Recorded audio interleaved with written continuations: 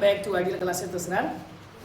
आज हम लोग पढ़ेंगे इंग्लिश का जो बेसिक इंग्लिश पढ़ रहे हैं उसका सेंटेंस। ठीक है, इसलिए कि हम लोग इससे पहले पढ़ चुके हैं, पहले से लेटर। ठीक है, लेटर से बड़ा बताया गया था आप लोग को वर्ड,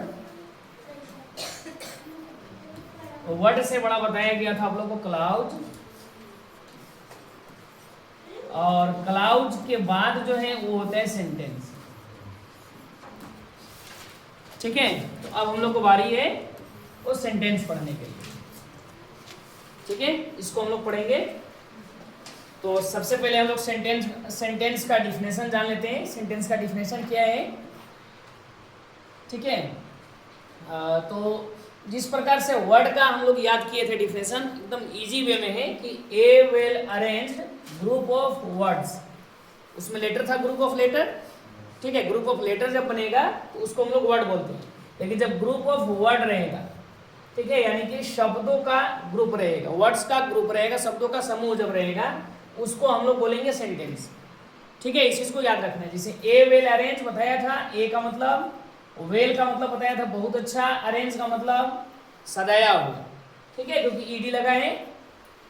ठीक है, तो इसमें होगा अरेंज रहेगा तो सजाना, लेकिन ईडी लग गया मतलब सजाया हुआ है। तो इसको बोल सकते हैं हम लोग ए वेल अरेंज को आराम से सुव्यवस्थित बोल सकते हैं।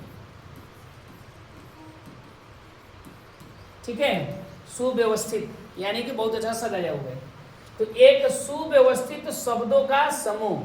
आगे कह रहे हैं विच, जो यहाँ पे कंजंक्शन के रूप में है, कनेक्टर के रूप में, इसका मतलब होगा कि जो क्या करता है, मेक्स।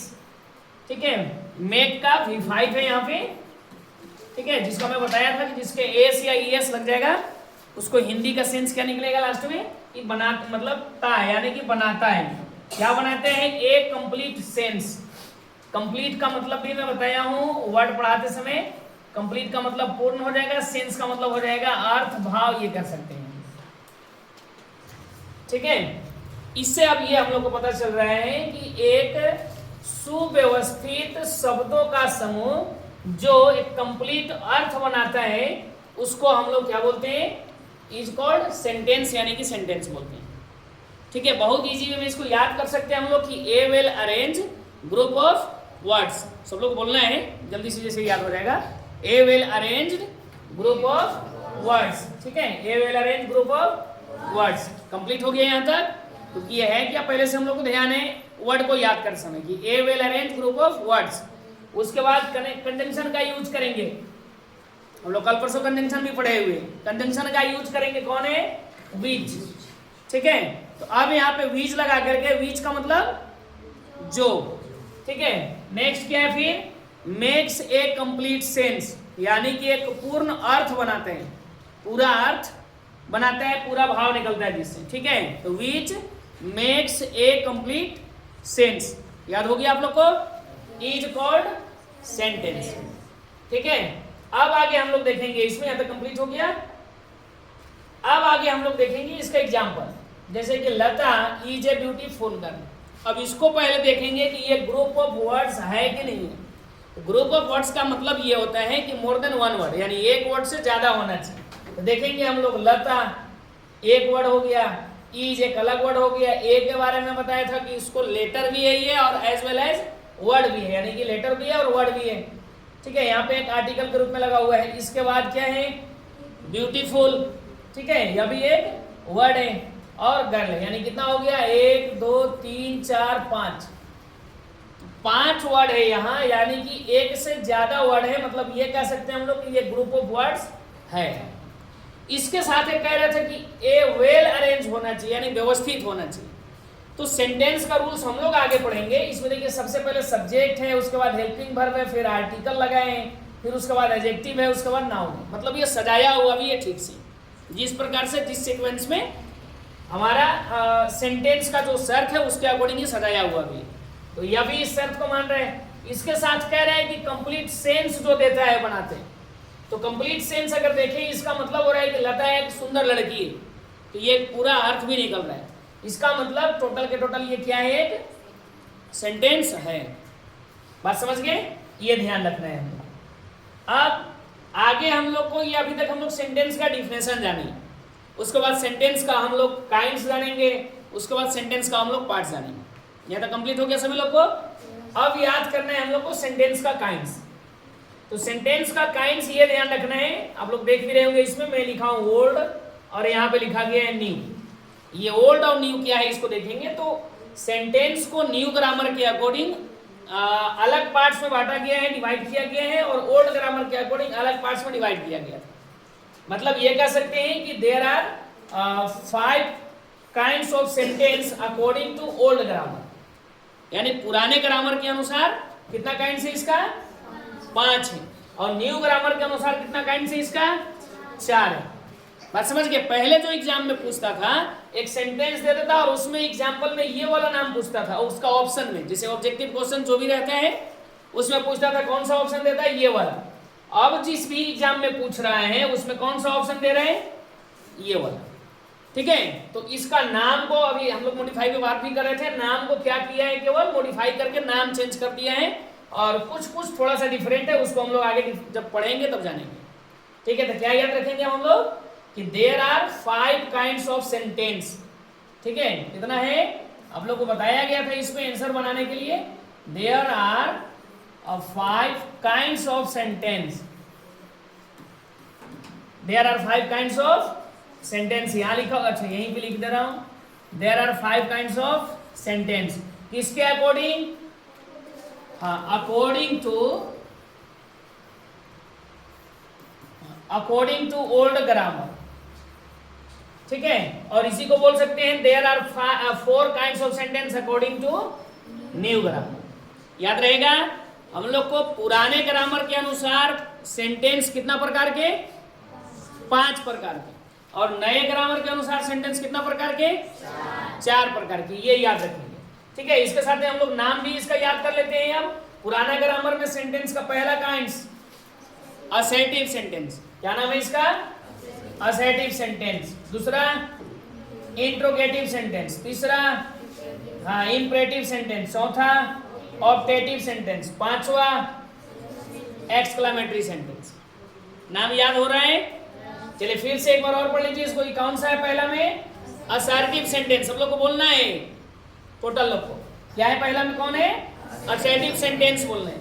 उसके बाद दूसरा इंट्रोगेटिव सेंटेंस है, तीसरा इंपरेटिव है, चौथा ऑब्जेक्टिव है, पांचवा एक्सक्लेमेटरी सेंटेंस। ये नाम याद नहीं रहेगा तो इसको फिर पहचान भी नहीं पाइएगा आप लोगों को, भी इसका एक एक डिटेल्स पढ़ना है फिर। ठीक है, तो पहले चीज तो क्या कंडीशन है कि इसका नाम याद होना चाहिए। तो नाम याद हो गया किनको किनको, 5 को। सबसे पहले असर्टिव है, असर्टिव के बाद इंट्रोगेटिव है, उसके बाद ऑब्जेक्टिव है। ठीक है, उसके बाद आपका अच्छा इंपरेटिव था तीसरा नंबर पे, इसमें जो दिया गया सबसे पहले असर्टिव, असर्टिव के बाद इंट्रोगेटिव, उसके बाद इंपरेटिव, उसके बाद ऑब्जेक्टिव, और सबसे लास्ट में एक्सक्लेमेटरी। ठीक है, ये याद रखना है। किनको किनको याद हो गया इसमें से ये 5 को, अच्छा आप लोग को तो पहले से ही याद है शायद, जितना लोग हैंड्स अप किए। चलिए ठीक है, बाकी लोग भी याद करेंगे इसको। उसके बाद क्या है फिर न्यू ग्रामर में, न्यू ग्रामर में अलग से नाम दिया गया, ये 4 टाइप का होता है न्यू ग्रामर के अनुसार। पहला में नाम दिया गया स्टेटमेंट, पहला क्या नाम है, स्टेटमेंट। दूसरा हाँ क्वेश्चन है, तीसरा कमांड है, चौथा एक्सक्लेमेशन है। बात समझ गए। बाकी हम लोग जब पढ़ेंगे इसके बारे में जानेंगे टोटल का डिटेल्स। पहला काइंड्स में क्या नाम था उसका, हाँ असर्टिव सेंटेंस था। इसका हम लोग डिटेल्स जानेंगे, इसका डिफिनेशन और असर्टिव सेंटेंस किसको बोलते हैं उसको पहचानेंगे कैसे, इस प्रकार से। तो लिख रहा है कि ए सेंटेंस, ठीक है, ए सेंटेंस नॉर्मली लिखल जा गया है, आगे है विच, विच मतलब ये भी कंजंक्शन आ गया। हैज, हैज मतलब जानते हैं आप लोग, हम लोग हैज और हैव का यूज करते हैं के पास के लिए। ठीक है, कि मेरे पास एक कलम है तो क्या बोलेंगे हम लोग, आई हैव लगाते हैं। ठीक है, उसके पास एक कलम है, क्या लगाते हैं हम लोग, हैज लगाते हैं। ठीक है, तो मतलब सिंगुलर अगर रहेगा सब्जेक्ट तो वही है कि ए सेंटेंस, एक सेंटेंस के बारे में लिख रहा है, इसलिए ए सेंटेंस सिंगुलर हो गया यहाँ पे, तो विच हैज यहाँ पे लगाया जाएगा।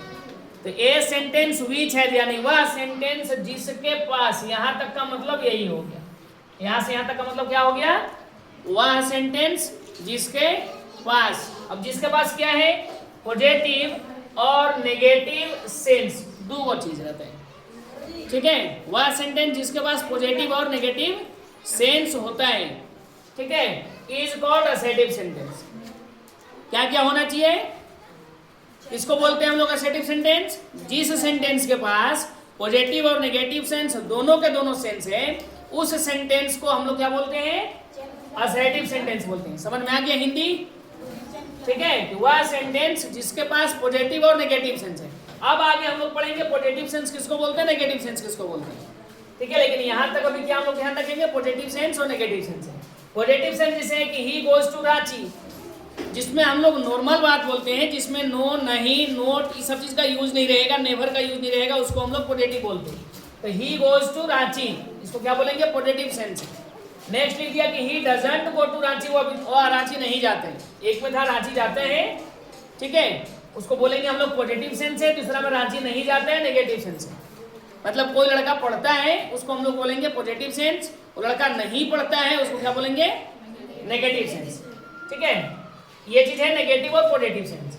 आगे है आपका, इसी में असर्टिव जोन है, इसको दो पार्ट में बांटा गया है। एक है अफर्मेटिव और दूसरा क्या है, नेगेटिव सेंटेंस। जैसे सेंटेंस आगे हम लोग ट्रांसलेशन बनाते हैं, किसी भी सेंटेंस को हम लोग अपनी देहाती भाषा में या फिर बुक के भी भाषा में 6 टाइप से बोल सकते हैं।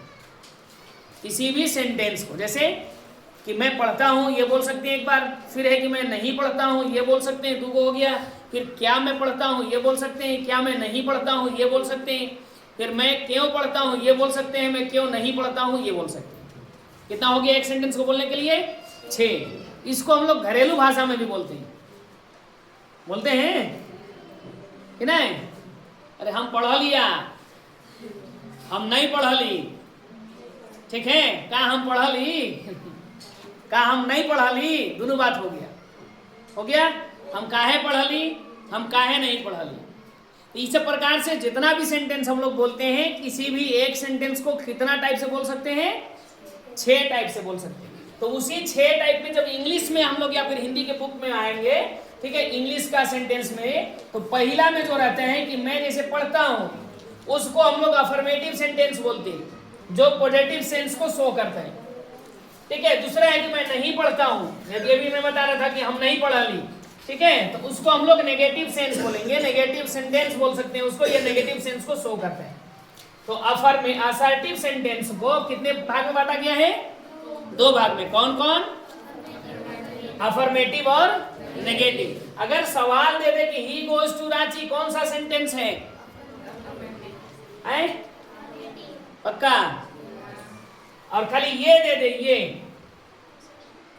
मतलब अफर्मेटिव का ऑप्शन ही ना दे, उसमें दे देगा आपको असर्टिव देगा, इंपरेटिव देगा, इंट्रोगेटिव देगा, ऑब्जेक्टिव देगा, एक्सक्लेमेटरी देगा, तब कौन होगा, असर्टिव सेंटेंस। नेक्स्ट है he does not go to Ranchi, उसमें कौन रहेगा, है ऐसे नेगेटिव, लेकिन इसका ऑप्शन ना दे, ये और ये वाला का, तो हम लोग इसको देखेंगे।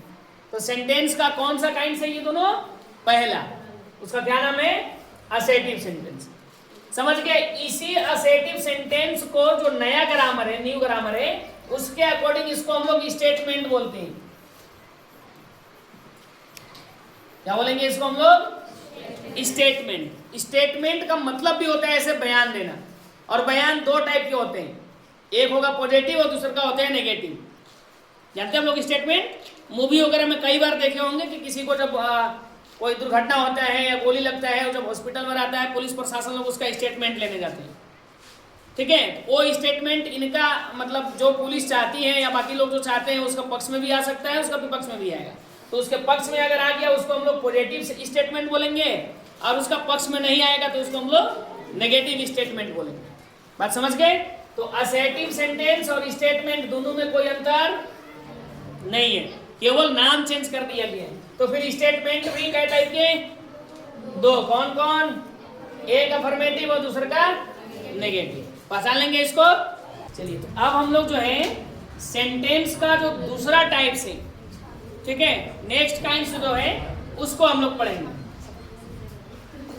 दूसरा टाइप्स में आप लोग को बताया गया था इंट्रोगेटिव सेंटेंस, समझ गए? अब इसके बारे में हम लोग जानेंगे। सबसे पहला चीज कहां से आया है, तो इंट्रोगेटिव सेंटेंस को इंट्रोगेट वर्ड से लिया गया है। इंट्रोगेट क्या है? इंट्रोगेट एक वर्ब है, ठीक है, इंट्रोगेट वर्ब है। वर्ब इसका मतलब होता है छानबीन करना। इंट्रोगेट का मतलब छानबीन करना। दूसरी बात, जो भी वर्ब रहेगा अगर उसमें आई ओ एन हम लोग लगाते हैं तो वो आपका नाउन बन जाएगा। क्या बनेगा? नाउन। और अगर जब उसी वर्ब में हम लोग आई भी ई जोड़ते हैं तो वो हम लोग का एडजेक्टिव बन जाता है। जब एडजेक्टिव बनता है तो उसका मतलब जुड़ जाएगा अपने से वाला या वाली, यानी कि दोनों को एक में जोड़ दिया हम लोग इंट्रोगेटिव में ही, इसी में जोड़ दिया आई भी हो गया इंट्रोगेटिव। तो इंट्रोगेट का मतलब छानबीन करना, आई भी जोड़ दिया गया एडजेक्टिव, क्या हो गया? छानबीन करने वाला या फिर छानबीन करने वाली। तो कौन सा सेंटेंस है ये? छानबीन करने वाला सेंटेंस है, यानी छानबीन करने वाला वाक्य। समझ गए? ऐसे सेंस के आधार पर, बाकी इसको अलग अलग से पढ़ाए नहीं जाते। और नहीं तो ऐसे अगर देखेंगे तो इंट्रोगेटिव को प्रश्नात्मक वाक्य कहते हैं, ठीक है। ये चीज यहां तक समझ में आ गया? कौन सा सेंटेंस से लिया गया है? कौन सा सेंटेंस? हाँ, इंट्रोगेट से, इंट्रोगेट वर्ड से लिया गया सेंटेंस में बोल रहा हूं। इंट्रोगेट वर्ड से लिया गया है। इस इंट्रोगेट वर्ड का क्या चीज है? ये किस कैटेगरी का? वर्ब का है। समझ गए? वर्ब का मतलब, इस इंट्रोगेट का मतलब छानबीन करना।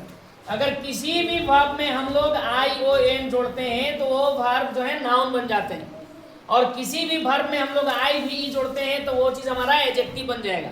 और जब एडजेक्टिव बन जाता है तो उसमें हमारा अर्थ जो है वाला या वाली जुड़ जाता है। आगे हम लोग याद करेंगे। अब इसका जो डिफिनेशन है उसको तो लिख रहे हैं कि a sentence which is used to ask a question. बस इतना ही याद करना है इसमें। क्या चीज है ये? A sentence. ए सेंटेंस जानते हैं? मैं बताया था आप लोग कि वह वाक्य, यानी वह सेंटेंस। विच का मतलब जो या जिसका। जिसका क्या करते हैं? विच is used. Which is used हो जाता है, इसका मतलब है कि जिसका उपयोग करते हैं। अब किसमें करते हैं? To ask a questions. To ask a questions, to का मतलब होता है के लिए, आस्क का मतलब पूछना, ए मतलब एक, और क्वेश्चंस का मतलब प्रश्न यानी सवाल। तो जिसका उपयोग हम लोग एक सवाल पूछने के लिए करते हैं, एक प्रश्न पूछने के लिए करते हैं, क्वेश्चंस पूछने के लिए करते हैं, उसको हम लोग क्या बोलते हैं? इंट्रोगेटिव सेंटेंस बोलते हैं। बात समझ में आ गया? तो इंट्रोगेटिव सेंटेंस को किसे याद करेंगे? एकदम इजी वे में आप, क्योंकि समझ गए इसको, ज्यादा लिखना मुझे नहीं पड़ेगा। तो ए सेंटेंस यानी वह वाक्य, विच इज यूज्ड जिसका उपयोग, ठीक है, करते हैं। किस चीज के लिए करते हैं? टू आस्क ए क्वेश्चन, एक सवाल पूछने के लिए। तो इस सेंटेंस का उपयोग ही किस लिए करते हैं हम लोग? सवाल ही पूछने के लिए ना। जैसे एज एग्जांपल रहेगा कि तुम कहाँ पढ़ते हो, ठीक है। किसी का ये कैसा सेंटेंस रहेगा इसमें कि तुम कहाँ पढ़ते हो। अब किसी से जानकारी लेने के लिए या बाकी चीज के लिए हम लोग किसी से पूछ रहे हैं कि तुम कहाँ पढ़ते हो, ये क्या हुआ? सवाल ही तो जान रहे हैं। तो जिस सेंटेंस का, जिस वाक्य का सवाल पूछने के लिए उपयोग किया जाता है, उस सेंटेंस को हम लोग इंट्रोगेटिव सेंटेंस बोलते हैं, ठीक है, प्रश्नात्मक वाक्य बोलते हैं। बात समझ गए? इंग्लिश में कैसे याद करेंगे कि a sentence which is used to ask a questions is called interrogative sentence. याद हुआ सब लोग को? किन किन को याद हो गया? हाथ उठाइए थोड़ा। चलिए, वाह।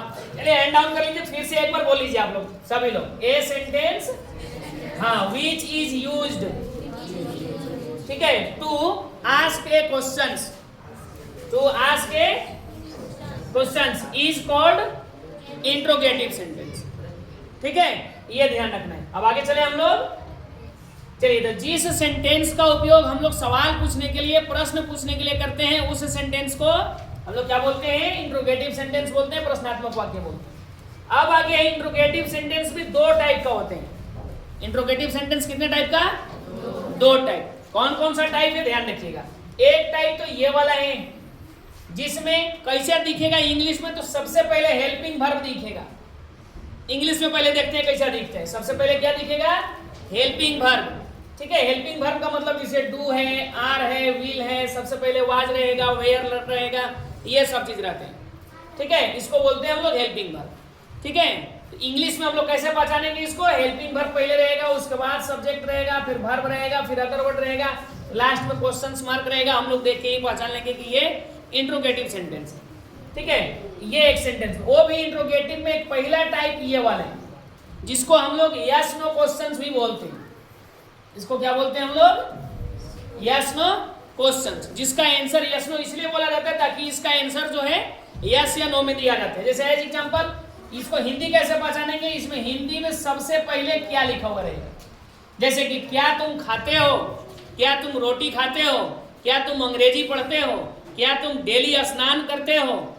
बात समझ में आ रहा है? तो सबसे पहले क्या आएगा इसमें? क्या रहेगा।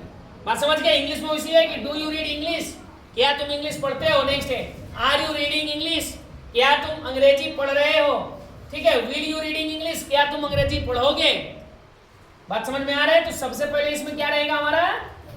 Helping verb. हिंदी में क्या रहेगा? क्या।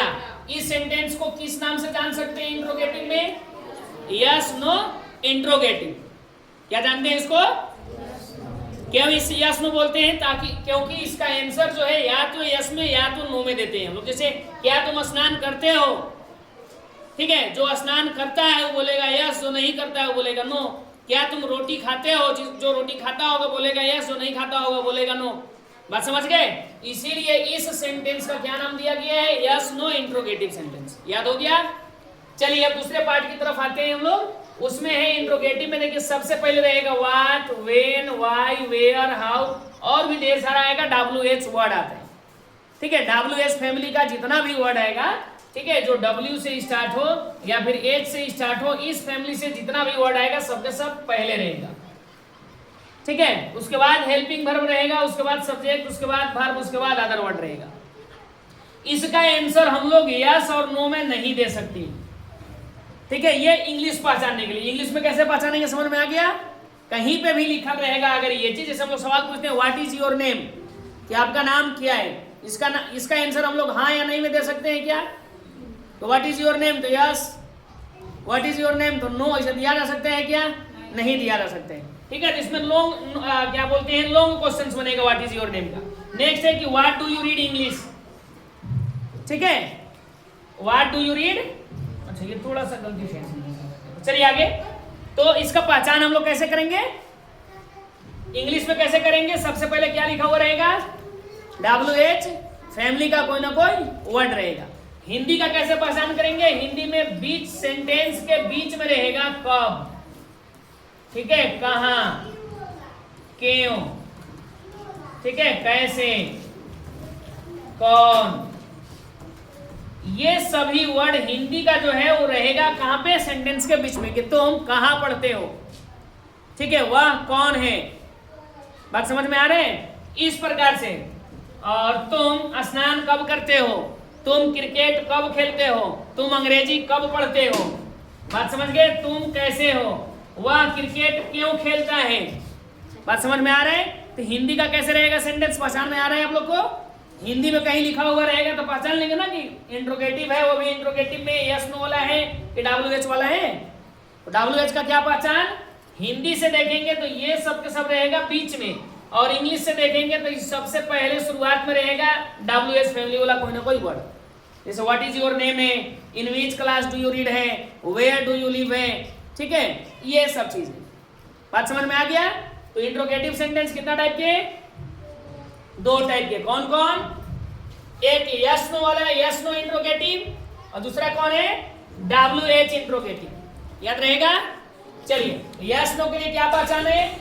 सबसे पहले हेल्पिंग वर्ब अंग्रेजी में, हिंदी में सबसे पहले क्या से शुरू होगा ये। इसका क्या पहचान है? इंग्लिश के लिए WH वर्ड रहेगा सबसे पहले, और हिंदी रहेगा तब सेंटेंस के बीच में अलग से वर्ड रहता है, जैसे कब, ठीक है, क्यों, कैसे, कहां, कौन,